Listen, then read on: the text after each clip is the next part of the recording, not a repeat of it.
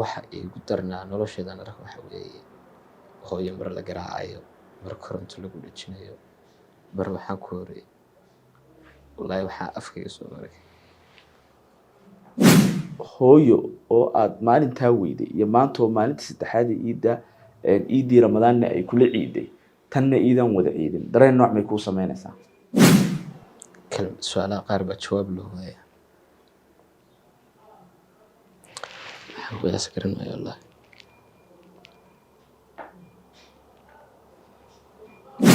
way igaraali noqo caska waraysigu dareen iyo xasuuso gaar uu ku geliyey haddii su-aalaha qaar ay xasuuso ku geliyeenna waa kaa raali gelinayaa isla inantii Addis Ababa ii sheegi doonteen hadalka ugu dambeeyay baa cod ii soo sheer garayn doonta way goran doonta hooyo waxay kala soo hadashay Liibiya wallaahi habeenkaa waan xusuustaa habeenka baskan soo raacayay xaggan waddada cadban soo raacayay haddaan ku iraahdo baska 2 tallaabo ma jiray gooraan dhaafina garan maayo saan u fakiray hadba codkii dib u dhageysanay marunba ama beenba aan codkii ugu walaashanayay waxaan arkaan oo xaafadii lagu gaadhay taani hooyo bixin hadalkii ugu dambeeyaad istirahdaan muxuu ahaa hadalka ugu dambeeyay aan ku iraahdo ama isnarana wuxuu ahaa hooyo macno shaqeynaya markaan shaqada ka soo baxay insha Allah soo hadlana dawdiyaal hadda waxaa dhinacayga fadhiya maxamed caska oo ka mid ah dhalinyarada aadka u isticmaasha aaladda TikTok gaar ahaan baraha bulshada caska ka wareysan mayno bal TikTok iyo arrimihiisa waxaanu ka wareysan doonaa qiso ama dhacdooyin dareenkeeda wadata oo inta badan kusoo gudbiyo aaladda TikTok taas oo ah qiso ku saabsan hooyadii bal caska marka hore soo dhawow bal horta noloshaadii dadka uga warbixi walaalkay Yaasarow aan ku dhawahay aadna ugu mahadsantahay sidii soo dhaweysay horta maanta ismaalay magaranaysa qof aan xaaladda la socon ama qof aan arrinkayga ogeyn magaranaysa way yartahay haddana saas way tahay magaranaysa background-kaaga inaad iftiimiso waxaad muhiim ah aniga magacayga saxda waxa weeye Maxamed Axmed Saalax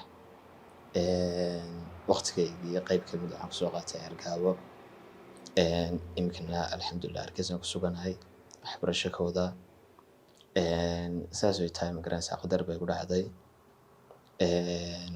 kolba maaragtay de maanta de wax kaliya maaragtaan ogan waxa weeye waa qalinka leh haddana saas way tahay qadarta la way dhacdo hooyo waxay dooratay wadada adagna magaranaysa de sababtoo dooratay iyo hawsha ku kaliftay iyo danta ku kaliftay waxaas oo su'aalaha waxa ka jawaabi doonta iyo danba ka jawaabi doonta oo doonta sababtaas aan u qaada wadada adag ana waxaan ka jawaabi karaa ama ka warsiin karaa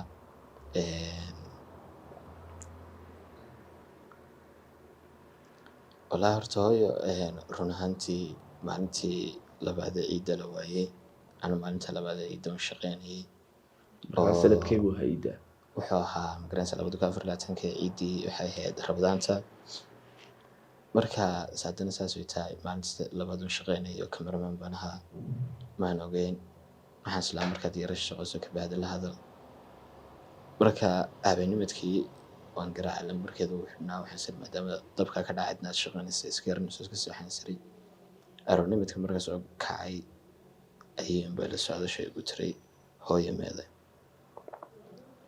anoo yaaban oo meelaan hadalka u qaado garan la baan ku maxaa dhacay markaas igu tiray hooyo meeday mar labaad bay go'aalisay yaa kugu waranay ayo mar labaad anoo yaaban hadalka meelaan u qaado garan la waxaan ku maxaa dhacay habeer bila joogtay markaas igu tiray hooyo wala waaye imika maalinta labaad bala waaye meeday waxaan ku rubla ay adig goorma ku guurdo basan baan ku ri waxay ku tiri muddo dhowr ashaa wali mooda hadlin boo maanta islaam garanaysa la hadalo maantana waxa la sheegay inay guriga joogto ka tagtayba saasa way xageed tagtay lagu yiro waxa la yiri guriga maaragtay inankeeda tagtay way waan ku ranaa walaalkay garaacaya saalax baan garaacay, waxaan ku iri hooyo maaragto waxay igu yiri markiiba ii timo way iga tagtay, isla maalin kale oo ay inta ii timi ay soo salaantay bay iga tagtay. Ma fahanteen? Marka maalinkaa khamiis bay ku beegneed, maalin khamiis ay ahayd, anoo yaabanba waxaan sameeyey telefontan tegey. Bal waxaan siri maadaama dad dhalinyar tahay adigu dhaqdhaqaaqi karayso waxaa sameysaa bal intii karaankaaga muuji. Kabacdi telefontan tegey, telefonta markaan tegay aan ku iri magaranaysa locationka iyo lambaranta ugu dambeeyay iyo eega bal saan u ogaado ama in suraado bal xaaladda hooyaalka u dambeysay eeg bal ama lambaranta la soo xiriiray. Markii sidaa ahayd waxaa lagu yiri magaranaysa horta arrinkaad noo sheegto arrin culus, arrin yar ma aha waxaa sameysaa xero ilaalinta soo mar. Waxaan isweydiiyey niyow qof shisheeye ma tihid, qof saaxiibkaa raadin maysid locationkiisa waxaa qof kale wax idinka dhexeeyaan, qof kale colaad idinka dhexeyso.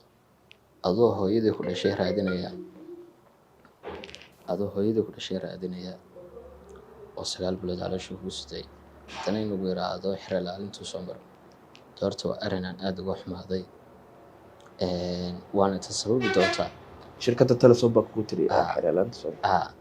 waana sababi doontaa inaan social media arrinka keeno.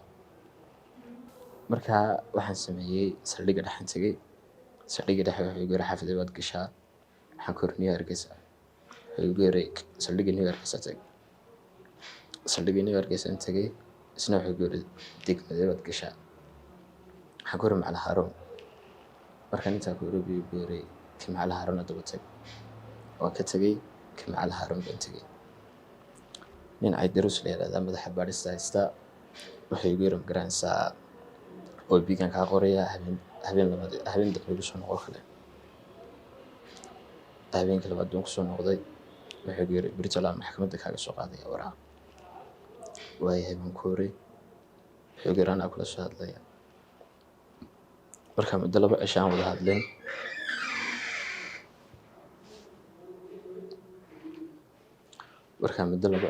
hadlin labada cisho waxaan sugayay bal inuu kugu soo warceliyo. Markaan maalin saddexaad baan garaacay, waxaan ku iri maxaad waraaqda soo heshay, waraaqda ma soo heshay, maxaad warbixin soo heshay. Wuxuu igu yiri adigu arrin maxaa soo heshay. Ma fahantay? maxaad arrin soo heshay buu igu yiri. Marka waxaan isweydiiyey ninka waraaqdood ka sugaysay muxuu soo heshay ku keenay. haddana aniga daanadan lahaa markiiba waxaan ku iri markaan waxaan soo ogaaday in hooyo markaa Addis Ababa ugu dambeysay hadalka ugu dambeeyay. Xageed ka soo ogaatay marka? Waxaan ka soo ogaaday inaan habar wadaagnaay habartii dhashay baa igu tiri magaranaysa markii ugu dambeysay la soo hadasho Addis Ababa igala soo hadashay. Waayahay markaan kelmadda ku iri Addis Ababa ugu dambeysay maxaad doonaysaa igu horkeena, maxaad doonaysaa sababtan waxaan ku shaqo leeyahay inta waddanka Keebaa ku iri markaa? madaxa baadhista Macalin Haruun. Sax. Waxaan ku iri arrin baan isku ogeen, hadalkan kale anaaba kuu sheego madogeen, waraaq baan kaa sugayay muddo 2 cisho dee waxaa shaqadana maaragtay dee Telesomta ay qabanayso waraaqda yar baan kugu iibay waraaqdimeeda shaqadeedu ma aha haddii waddanka baa ka baxday.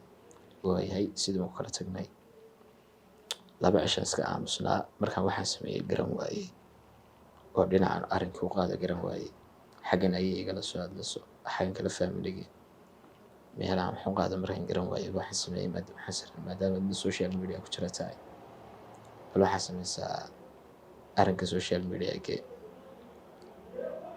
anoo ka fikirayo isla social media arrinka gee oo TikTok aan kusoo post garay. maalin waxaa dhacday anoo khayriyada ka shaqeynaya sawiraan iyo waxaa ku qaadqaadaya oo maalin jooga iska roob ahaa baa waxaa dhacday waxaan ku kulanay niman dhalinyaro ah oo maaragtay iguna TV ahaa oo sagal gure. markaas waxaa dhacday waxay yiraahdeen barnaamij aan duubnaa su'aalaan dadka weydiinaa kaala ka qayb gal. waxaan ku iri saaxiib aan shaqeynaya shaqada markaan ka soo yar baxaan su'aalaha ka qayb galaya. Waa su'aal yar oo fudud 1 minute weeye. Su'aashii la weydiiyey waa dareen dib igu celisay. Markaa su'aashii si fiican ma xasuusto laakiin markii su'aashaas la weydiiyeyba hooyadeydii ku soo dhacday. Markii hooyadeydii ku soo dhacday waxaan iray maalinta saddexaad ee ciidda baan hooyo waayey. jaan iyo edhig meel dhigtay wallaahi ilaa iminka garan maayo. dee awooddeedana ka baxsan tahay meelaha wax ka bilaabo garan maayo, dhalinyaranahay. dee aaladda tiktokana oo ku jiraa dadku badankooda iskaga wada garanayaan. waxaa samaysaan akoonkayga igala soo xidhiidha qofkii bal information haya ama maaragtay dee wax xun maaragtay dee information haya ama meelan ku arkay, maadaama maalinta saddexaad ee ciidda magaraysa mise maalinta labaad maalinta labaad bay ahayd, laakiin markaa waxaan iray maalinta saddexaad bay ahayd. markii arrinku halkaa marayay baa waxaa dhacday dad fara badan bay la soo xidhiidhay, dad fara badan baa magaraysa commentiga. markaa maalmihii ugu horreysay waxyaabaha horta dee dadka ku cusba waxay ahayd hooyo may xanuunsanaysay, hooyo xaaladoodu say ahayd, qof weyn bay ahayd, sida loo waayo. aniga lafteeda xitaa su-aasha waan isweydiinay, hooyo qof weyn bay ahayd, maxaa dhacay, sidaa loogu waayi karaa, maxaa ku dhacay? su-aalo fara badan baa maskaxda ka dhex guuxayay, sidaa dadka su-aalo fara badan maskaxdooda uga guuxayay. sababtoo de qofna ma filaneen. sidee arrinkuu socday muddo 3 wiig markii soo wareegtay baa isla inantii Addis Ababa ii sheegi doonteen hadalka ugu dambeeyay baa cod ii soo sheer garayn doonta, way goran doonta hooyo waxay igala soo hadashay Liibiya. wallaahi habeenkaa waan xusuustaa, habeenkaa baskan soo raacayay xaggan waddada cad baan soo raacayay. haddaan ku iraahdo baska 2 tallaabo ma jiray, gooraan dhaafina garan maayo. saan u fakeray aad baa codkii dib u dhegeysanay, ma runbaa ma beenbaa ma runbaa ma beenbaa aan codkii ugu walaashanayay. waxaas arkaan wax xaafadii lagu gaadhay. marka hore baskaas la raac marka hore baska raac baan islaa arrinkii maskaxdeeda way maqnay, xitaa gooraan xaafadii gaadhay waan garan waayo. arrinka sidiisaa waxaa habeen labaad muuqaal soo duubay. waxaan yaray magaranaysa saaxiibayaal, maadaama da arrinkii social media keenay oo aan daanug maaragtay dadka yaray bal wixii information soo helaa, wixii hooyo arkaa. marka waxaa jirtay sababta social media oo kana waxay ahayd hooyo waxaa jiray muuqaal hore aan la duubay Rabadaantii. muuqaalkaas almost 1 milyan gaadho. dee waxaan jiray maadaama muuqaalkaas 1 milyan gaadhay dadka badankooda wada garanayaan. marka sababta u keenay social media taas sababta dadkuna ay wada garanayaan waxay jiray qofanba meelan ku arki doona. markaan maxay tooy hooyo codkeeda maqlay habeen labaadii baa maxay tooy social media ku soo noqday. waxaan yaray magaranaysa hooyo waan helay Liibiya ku jirtaa, saaxiibayaal aad baad u mahadsantahay baan yaray. marka dadkan u mahad celiyay, dadka markaan u mahad celiyay waxaa dhacday familigan dib ugu noqday. familiga waxaan horta dee maaragtay dhex wareegaba imika almost waxaa laga joogaa 2 bilood baa laga joogaa. 2 bilood waxaa jirtay magaranaysa familigan ku noqdo dee familigan hore u socod ka arki waayo. marka xaalad halkaas maraysa. waayahay caskow imika waxaad ii sheegtay maalintii saddexaad ee ciidee sanadkan ayaad hooyo weyda ee Ramadaan. hadda waxaa lagu jiraa ciidkii Carafo maalintiisa saddexaad baynu maanta taagannahay. almost markaa waa 2 bilood ayay ku beegmaysaa.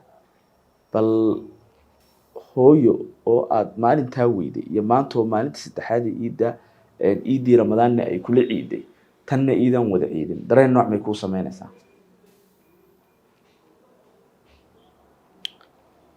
wallaahi waxaan ku qiyaasi garan waayo. su-aalaha qaar baa jawaab loo waaya.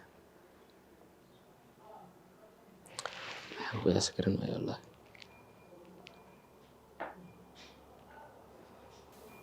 okay insha Allah khayrkii tegi. hadda xaaladda hooyo halkay maraysaa? wallaahi horta hooyo xaaladeeda haddaan kaaga warramo waa xaalad aad u liidata. ma jecli inaan maaragtay qof kasta qalbigiisa taabto, sababtoo aniga sida qalbigayga u taabatay, sidee aniga muuqaalkayga u beddeshay, sidee dareenkayga u beddeshay. habeenada qaar ba waxaan ku oray 4 habeen ma seexdaa. marka eedaanka la addimo marka saa loo eedaaman seexdaa. mararka qaar ma seexdo. imikadaan kula hadlayo xaalad wada hadalay waan filayaa maanta inuu balansanaayo indhaha xalay kusoo jeedaa maan seexan. waxa sabab waa hooyo fikirkeeda. hooyo fikirkeeda xaaladeeda haddana iskama dhigo qof ay ka muuqato markaan dadka la kulmo kale aadan ula sheekaystaa qofka dadka oo dhoola cadeeyaa si aan lagaaga dareemin ifanta. marka wallaahi hooyo xaaladeeda aad buu liidataa. kolba maaragtay dee magafoona maaragtay lambarkayga keliya marka horta lambarkayga keliya magafoo sababtuu saf garaysta waxay ahayd hooyo markastaan ay soo garaaci jirtay ay gooran jirtay bal faamiligaygu xidhiidhay marka hal lambar baa lagu ogolyahay in aad garaacato. marka waxaan samayn jiray whatsapp oo kale markay iga soo garaacdo call group baan samayn jiray. call group baan faamiliga ugu xidhiidhin jiray. marka sababtaa darteed buu jira qofkana bala xidhiidhaysaa lambarkayga soo fikiraystay. waxa igu darnaa nolosheedan arag waxa weeye hooyo mar la garaacayo mar koronto lagu dhajinayo mar waxaan ku horey wallaahi waxaa afkayga soo maray.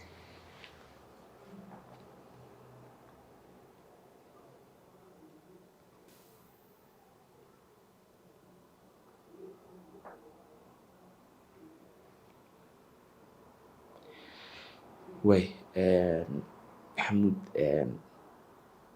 midaan waa midaan kula dareemayno oo qof hooya dhashay unbaa arrintaada dareemi karo oo dareenka hooyanimo waa mid guud ahaanba dadkeena ku wada abuuran. hadda xalku muxuu yahay nolosha hooyo? wallaahi xalka ilaahay magafuu muxuu rabaa marka uu leeyahay? wallaahi magafo marka hore wuxuu yiri 16 baa magaranaysa xirada laga soo saaraya marka 16 kun soo dira horta ayo صح hadda wax ma loo dirin marka ma loo ururiyo mayo wallaahi weli wax kastaan inta xagga alle ka qoran yihiin oo marxalad ka soo timaada qadar ka soo timaada bilowgeeda iyo dhammaadkeedaba qalinka alle ku soo xidhan tahay. dad lacag kasta bixiso dad malaayiin dollar bixiso qalinka alle bay ku qoran tahay qofkaas halkaa ka baxo miifant. mararka qaar waxaa jirta adoo lacagta bixi dadka qaar waxaa jirta intii lacagta bixiyaan haddana qolo kale la wareegto haddana lagu yiraahdo lacag kale soo dira. marka qofka waxaa ka saari karta qadarta alle baa ka saari karta lacag kaliya kama saari karto miifant. marka insha allah dadkana aad baan ugu mahadcelinayaa aryahabeen way ducaynayaan komintiidana quruxda badan oo arkaa markasta xaaladina waa la socdaa saad igu ducaynaysaan saad ila darantiin marka saaxiibayaal man laa yashkuru annaas laa yashkuru allah. aad baad mahadsantiin saaxiibayaal. marka yaasir walaal xaaladda halkaas maraysaa bilow ilaa dhammaad. way igraal noqo aska waraysigu dareen iyo xasuuso gaar uu ku geliyay. haddii su-aalaha qaar ay xasuuso ku geliyeenna waa kaa raali gelinayaa balse waxaanu rabnaa oo keliya inaynu dadka u waadixino ubuucda waraysigeenani. adiga laftaada dadyowga qaar ayaa waxay isleeyihiin markii hore arrintaadan markii bilowgii aad soo bandhigaysay intaanad hooyo codkeeda keenin dadyowga qaar baa adiga kuu haystay in aad views doon tahay oo aad ku kala kacsanayso buggaaga tiktok. bal maalmaha intaanad soo bandhigin dadyowga noocaa kuu haystay dareen nooc mi adiga kuu sameynaysa markaa? wallaahi horta waxay ahayd markii igu xumed lahayd sababtoo ah markaan xaggan kale maaragtay telesoonta iyo xaggan xero laalinta ayaan kasoo quustay aan siri bal waxaad door bidaa ama awood waxaad ka bidaa maaragtay social media maadaama seef laba af leeyahay oo dhinaca wanaagsan iyo dhinaca xunba loo adeegsan karo. waxaan siri dhinaca wanaagsan waafin oo kale u adeegso sababtan oo kale hortaas ahayd dadkana ma oran karo wada khaldan yihiin oo khaldami waa ilaahay bini aadamku khaldama. maxay tooy dadkan waxaan oran karaa marka horta muuqaal daawanayso mararka qaar wax iska jira kaftan niyadda iskaga soo dhacaya mararka qaar wax iska jira maaragtay inaad wax xun iska qorto. marka dadka waxaan leeyahay magaranaysaa oo bini aadan way khaldami karaan marka khaladkooda oo qaban maayo kaftanka unbaa xaggaa ka galan baan isleeyahay xumaatay ay qabaan ama maaragtay wax kale ay qaban ma jiraan. marka waxaan idin leeyahay bal wixii dambe ka feejignaada idinkoon xaaladda ka warayn idinkoon maaragtay qofka qalbigiisa ogeyn. wallaahi mararka qaar waxaa jirtay markaan aanoo dee caawin ama maaragtay in hooyo lagu raadiyo qofka maaragtay iminka meel baan ku ogaaybo lacagun ba iga xigta, laakiin markaad qofka meelba ku ogeyn jaaniyo cirib meel u dhigay waa waxa ugu xun. sababtoo nololeyga yaro qofka meel kuma haysid warwar buu qofka kugu dilaya. marka waxaa jirtay markaan muuqaalkii soo boosti gareeyay oo maaragtay maxay tooy dadkan islahaa bal reaction wanaagsan baad ka helaysaa. horta dad badan way jiraan laakiin dee aad uma badnaa. dadkan islahaa reaction wanaagsan baad ka helaysaa magaranaysaa maxay tooy way kula raadinayaan. waxaan ba arkay iyagoo arrinka ku jeesjeesaya axraaba ka dhiganaya maadaama arrinkiina ahaa arrin uguba cusub. maxamuudow waxaynu maraynaa gabagabada waraysigeenan baynu maraynaa. hooyo waa lama huraan, dadkuna muuqaalkaaga daawan doonana way kula dareemayaan oo arrintaada way dareemi karaan. waxaan ku weydiinayaa intaanay hooyo bixin hadalkii ugu dambeeyaad is tiraahdaan muxuu ahaa? hadalka ugu dambeeyaan ku iraahdo ama isnarana wuxuu ahaa hooyo macaan oo shaqeynaya markaan shaqada kasoo baxay insha allah soo wada hadlaynaa. adaa ku yiri marka hadalkaas ugu dambeeyay tismana lahayn hooyo maaragtay inkastaana hooyo soo wada korin haddana hooyo waa hooyo. aniga waxay soo korisay iiday ilaahu naxariisto maxay tooy dee muddo dhowr iyo 10 sano hooyo man arag haddana xaaladeeda waan dareemayaa oo qof hooyo 9 bilood caloosha kugu sido iska daa hooyaday. wallaahi hooyooyinka suuqa wax ku iibiyaan mararka qaar wadamada qoraxda fadhiyaan ifanta. marka wallaahi horta waxaan oran karaa dadka kale naxariis badan. shalay tolo u dambeysay been ku sheegmayay commentigan la yaabo wuxuu ahaa hooyadii buu ooyaa hooyadii uu soo dhan ugu ooyaa. markaasaan commentiga si eego mise qof kale oo rebel u galo kule aduu qiimaha hooyanimada garan maysid. markaas intii rebel soo gashay waxa ku tire 20 sano man aragba. marka ana waxaan oran karaa qofka qiimaha waalidku leeyahay hooyada mahaba qiimaha waalidku leeyahay iyo maaragtay darajada waalidku taagan yahay dee qofka waxa dareensiin kara waalidku ma dareensiin kara qofkii soo koriyay. marka iyada ilaahu naxariisto waxaan oran karaa iyada qiimaha waalidnimada ay bartay iyada ay bartay magaranaysaa qiimaha maaragtay waalidku leeyahay sida bini'aadanka loola dhaqmo sida dadka loo ixtiraamo iyo masabka ay kala taagan yihiin. xadiiska rasuulkuna wuxuu ahaa in darajada 3 jeer hooyada la siiyay mar afraadka marka aabba la soo gelaya booska afraad. marka qiimaha hooyada leedahay waad ogtahay 9 sano caloosha kugu sitay iska daa inay ku soo koriso 9 sano caloosha kugu sitay oo culays ay kugu sitay oo dib kula marisay oo aan xitaa hurdada nagu si raaxad leh saxan hadba dhinaca doona surugna 9 bilood waxa laga yaabaa inaan hurdo caadi saxan aan dhinacan surug karin hal dhinac kaliya u jiifto oo socodku dirqa ku ahaa. marka waxaas culays waxa qiyaas kara qof damiir leh qof qalbigiisu wili qoyan yahay qof garanaya qiimaha hooyanimada iska daa hooyada maahabe hooyooyinka dhan ba saagu damqada. maxamudow waa gabagabadeenii baynu taagannahay. maxaad maanta haddii lagu yiraahdo bal fariin ummadda u gudbi ama wax codso maxaad oran lahayd? wallaahi horta bini'aadan horta wax lagama codsado oo ilaahan wax laga codsadaa. qofka wada iska leh maaragtay dee koonka noomalow ilaahay ilaahan baan maaragtay ka codsan lahaa magaranaysa in ilaahay halkaa dhibiraanka ka soo saaro. dadweynahana waxaan leeyahay ducadu waa lama huraan inaad iisoo duceysaan sidoo kale insha allah magaranaysaa de kolba koonkayga wada garanaysaan bisha 20keeda bisha 8aad 20keeda waxaa ii dhegsan magaranaysaa imaamad saar bay dhegsan marka saaxiibayaal waxaa oran lahaa bisha 20-keeda insha allah inaad garabkayga soo istaagtaan oo habeenka aad garabkayga soo muuqataan. daawadayaal intaas waxaanu kusoo gabagabeyneynaa waraysigii koobnaa aynu la yeelinaynay maxamed caska oo kamid ah dhalinyarada baraha bulshada gaar ahaan aalada tiktok fariimaha kala duwan dareenkeeda wadata ee hooyanimo kusoo gudbiya. maxamuud annaga iyo qeybaha kala duwan ee dadkuba la dareen baanu lanahay. maxamuud insha allah hooyo si dhib yaraan leh ayay uga soo bixi doontaa halka insha allah ilaahay hadna garabkaaga ha galo. ilaahay garabkaaga ha galo.